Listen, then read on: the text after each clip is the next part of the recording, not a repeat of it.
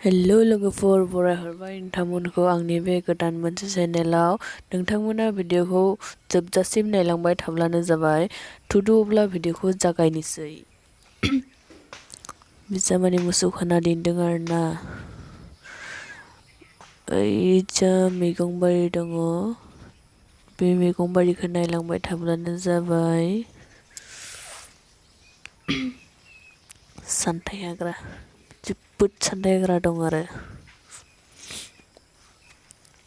ओइबो मैथा गायना दोनदों।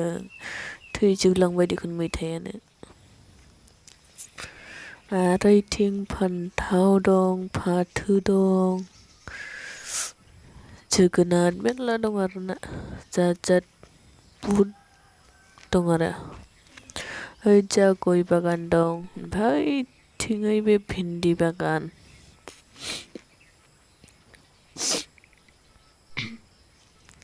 बे सजना बिफां।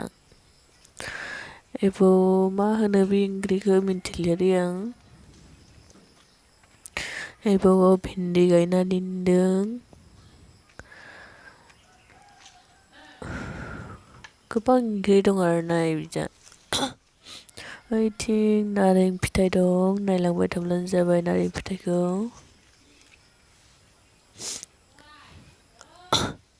नारें फिथाइ थायै दं। गोबां दं आरोना नारें फिथाइयाबो।